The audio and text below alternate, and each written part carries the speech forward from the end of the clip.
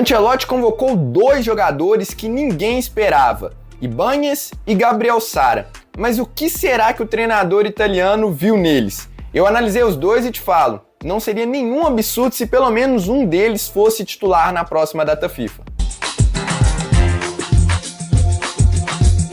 Vamos começar pelo Ibañez, zagueiro do Al-Ahly. Ele tem uma característica que pode ser fundamental para a seleção brasileira, a gente vai chegar lá daqui a pouquinho, mas começando primeiro pelas características do Ibañez. Ele é um cara ambidestro, que facilita muito o encaixe dele em qualquer time. Ele pode jogar tanto pela direita quanto pela esquerda, e essa função pela esquerda é exatamente a que ele vem fazendo pelo Al-Ahly, mesmo sendo um cara destro. Ele é tipo o Alex Sandro, que o Ancelotti gostou muito, todos nós, mas infelizmente caiu de rendimento na Lille. O Ibañez pode ser uma opção para a ausência do Alex Sandro. Além disso, ele se destaca muito no jogo aéreo. Um número que me impressionou quando eu estava estudando as características do Ibañez foram os duelos ganhos por cima. São 64%. E aí eu comparei com Bremer, com Militão, com Marquinhos. Ele é superior a todos nesse quesito. No número de desarmes e interceptações não se destaca tanto. 1.1 nos dois quesitos é uma média normal, nem ruim, nem muito positiva. E falando agora das principais qualidades do Ibañez, ele é um zagueiro muito rápido, mas muito mesmo, e que conduz a bola muito bem. Eu fiquei impressionado vendo os lances do Ibañez,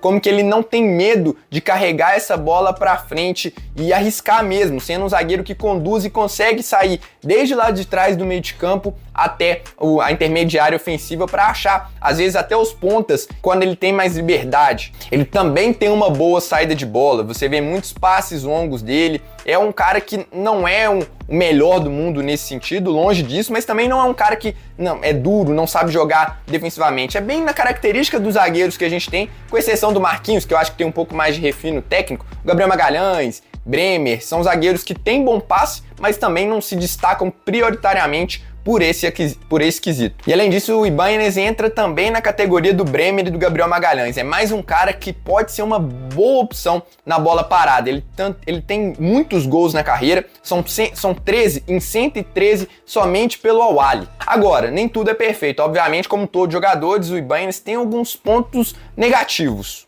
Ele já demonstrou falha de posicionamento em alguns gols, inclusive falta de concentração, o que era o que mais irritava o torcedor da Roma, e também é um cara que leva muitos cartões, tanto amarelos quanto vermelhos. Ele já foi expulso 4 vezes nas 2 últimas temporadas, então precisa regular um pouco mais isso, mas nada também que afete o cara a ponto de a gente descartá-lo por isso. Ele também é um zagueiro que perde um pouco mais a bola do que o natural, justamente por essa confiança de carregar a bola, de tentar um drible a mais, um zagueiro que conduz muito a bola, naturalmente ele tá arriscando. Tem os dois lados da moeda, ele pode te trazer o benefício de estar ali levando o seu time para frente, mas ao mesmo tempo, se ele perder a bola, seu time fica muito exposto. Então tem esses dois lados do cara ter a qualidade para fazer isso, mas eventualmente pode dar errado. E aí outros dois pontos que não são exatamente culpa do Ibañez, apesar dele ter ido para a Arábia por vontade própria, mas falta competitividade em alto nível. Apesar dele ter tido 2, 3 temporadas muito boas pela Roma, é um cara que joga na Arábia, e a gente tem sim que pesar isso na hora de considerar, de avaliar números, de avaliar destaque, porque os adversários naturalmente não são de alto nível como os que a seleção vai enfrentar,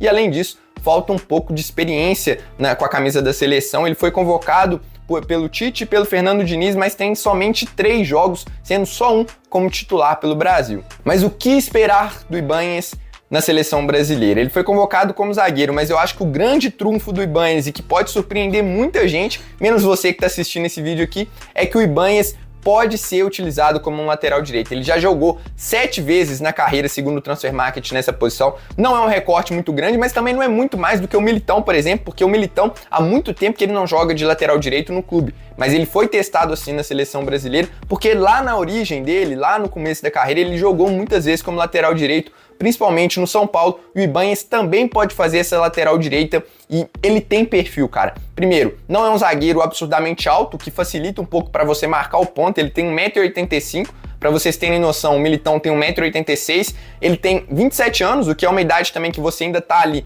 no auge físico, e além disso ele é muito rápido, e é um cara que conduz bem a bola, tem boa saída de bola, ainda tem a facilidade que o Militão, além do Militão de jogar com a perna esquerda, obviamente, gente, eu não tô comparando aqui qualidade defensiva, tá? O Militão, até por isso o Militão tá no Real Madrid e o Ibañez tá no Al-Ahly. Obviamente a gente tem diferenças em termos de qualidade técnica. O Militão é um monstro, um dos melhores zagueiros do mundo, e o Ibañez não tá nesse patamar, longe disso. Mas por questão de perfil, eu não me surpreenderia e eu gostaria muito, pelo que eu vi aqui do Ibañez, que o Ancelotti fizesse esse teste dele na lateral direita, porque é um cara que se encaixa muito com o que a seleção brasileira precisa por ali. Obviamente, a gente ainda fala muito do Militão na direita e a seleção às vezes joga num 3-2-5 com o lateral esquerdo fechando mais essa primeira linha, mas pode ter variações e eu acredito que seja a melhor opção, inclusive, a gente ter um zagueiro pelo esse lado direito, porque eu particularmente não confio 100% ainda no Wesley. E por que isso se torna mais provável? Porque o Ancelotti deu a entender na coletiva que um desses zagueiros poderia ser testado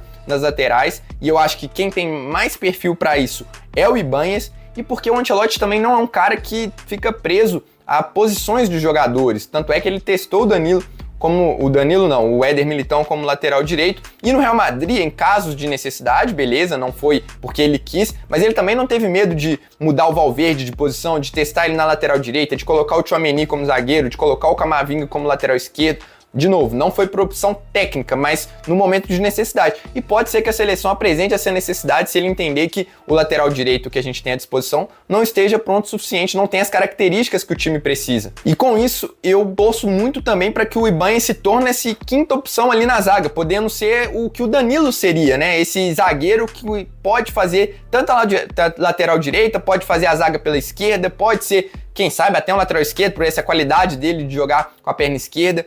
Quem sabe a gente não ganha uma opção para além do Danilo, que já não vive o auge técnico, é reserva no Flamengo e há muito tempo não entrega aquele nível todo, apesar de ter sido fundamental, por exemplo, na final da Libertadores. E o Ibañez ainda pode jogar como primeiro volante, apesar que eu acho isso um pouco mais improvável. Na zaga, dificilmente ele vai assumir a titularidade, mas pode ser sim um bom reserva para Marquinhos e Gabriel Magalhães. E aí eu te falo, cara, apesar de eu ter citado o Ibañez na lista de convocação que eu fiz, que o Ibañez deveria ter sido mais valorizado, eu não acompanho a fundo para saber como eu vi as qualidades do Ibañez, e por isso a gente tem que elogiar a comissão técnica da seleção brasileira.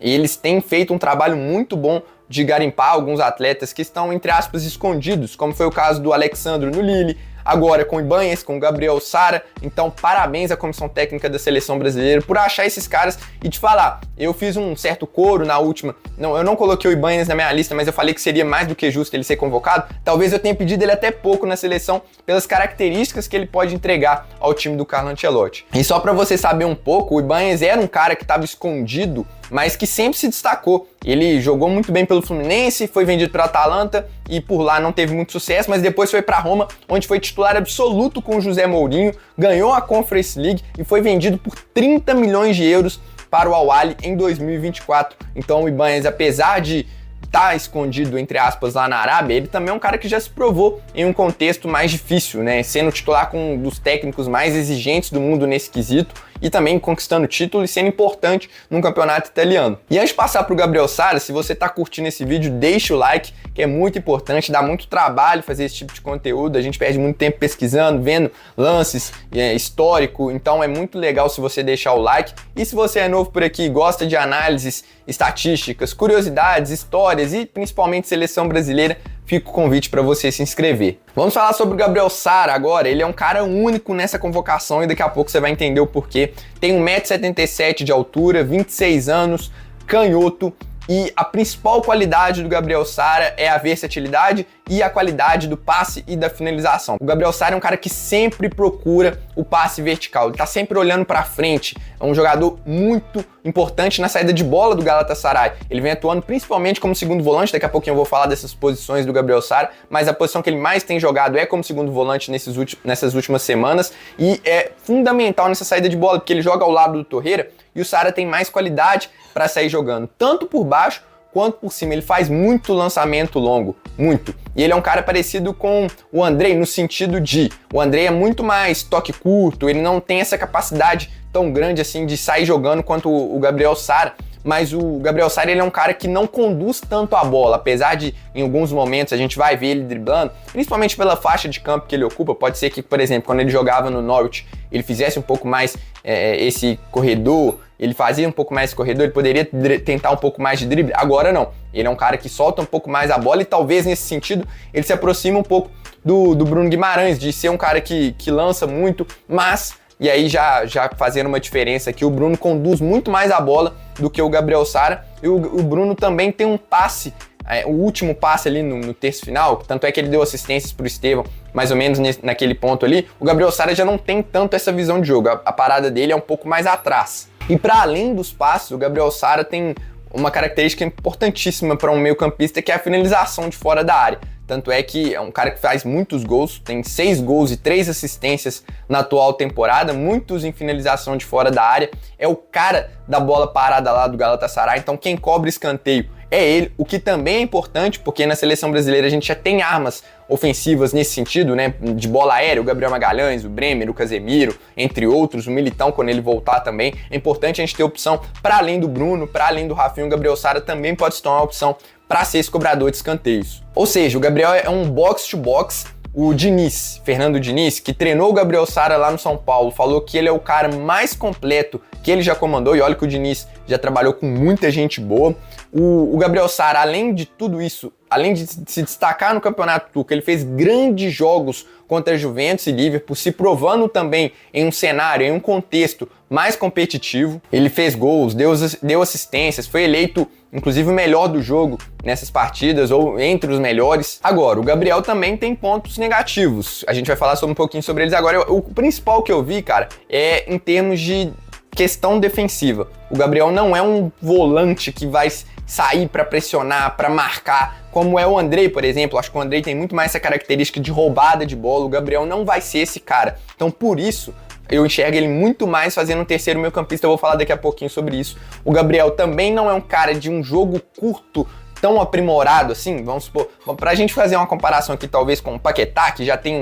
Eu sei que ele tá jogando mal, tá? Mas, assim, só pra vocês entenderem um pouco da característica. O Paquetá que já tem aquele drible em espaço curto, de passar o pé em cima da bola. O Gabriel é mais de transição, de correr com a bola. Não é tanto um cara de espaço curto. De desarme, né? Como eu disse, interceptação não é muito a dele. E outro ponto também é que o Gabriel não tem uma experiência tão larga de seleção brasileira, inclusive é a primeira vez que ele foi chamado pelo Carlo Ancelotti, e na carreira também é a primeira vez que ele foi convocado. E como que a gente pode esperar o Gabriel Sara na seleção brasileira? Como eu disse, esse terceiro homem de meio de campo, que é uma função muito carente na seleção brasileira, e o Gabriel, nessa convocação, ele é o único que faz isso. Porque o Matheus Cunha, o Rafinha, assim, eles podem ser meias, mas eles são muito mais atacantes.